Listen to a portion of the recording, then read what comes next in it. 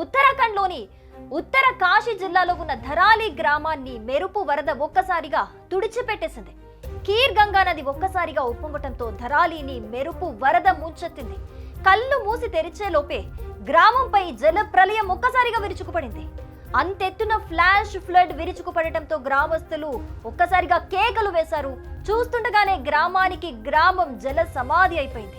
హర్సిల్ ప్రాంతంలో ఉన్న ప్రాచీన కల్పకేదార్ శివాలయం బురదనీటి ప్రవాహంలో మునిగిపోయింది. కల్పకేదార్ ఆలయం కేదార్నాథ్ ఆలయం తరహాలోనే ఉంటుంది. చెప్పాలంటే ధరాలి ఫేమస్ టూరిస్ట్ స్పాట్ ఏమీ కాదు. అయితే అటువైపుగా రాకపోకలు సాగించే యాత్రికులకు మాత్రం బాగానే తెలుసు. గౌముఖ్ తపోవన్ లేదా లామా టాప్ కు వెళ్లే మార్గంలో ట్రెక్కర్లు అటువైపైతే వెళ్తారు.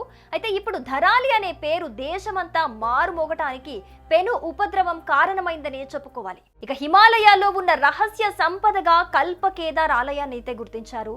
గంగా నది మూల స్థానం ఆ ఆలయంలోనే ఉన్నట్లు కొందరు ఇప్పటికీ భావిస్తారు. ఈ ఆలయాన్ని పాండవులు నిర్మించినట్లు ఇక్కడి స్థానికులైతే చెబుతూ ఉంటారు.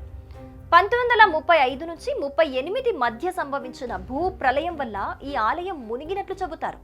ఉత్తర కాశీ జిల్లా కేంద్రం నుంచి గంగోత్రికి వెళ్తున్న మార్గంలో నదీ తీరం వద్ద కల్పకేదార్ ఆలయం అనేది మనకు కనిపిస్తుంది. హర్సిల్ నుంచి కేవలం 6 కిలోమీటర్ల దూరంలో ఉన్న ఉత్తరాఖండ్ కొండలలోని ప్రశాంతమైన పర్వత గ్రామాన్ని కీర్గఢ్ నది అకస్మాత్తుగా ఉప్పొంగి ఒక్కసారిగా ముంచేస్తుంది. ఇల్లు తోటలు సహా మరెన్నో జ్ఞాపకాలను కూడా ఈ వరదలు ఒక్కసారిగా తుడిచిపెట్టేశాయని చెప్పుకోవాలి. అందులో కల్పకేదార్ ఆలయం కూడా ఉంది. దీనిని పాండవులు నిర్మించారని అక్కడి స్థల పురాణం చెబుతోంది.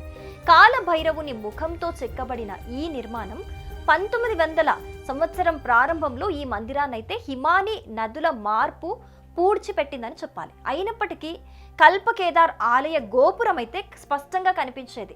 తాజా వరదతో ఆ గోపురం కూడా ఒక్కసారిగా అదృశ్యమైపోయింది.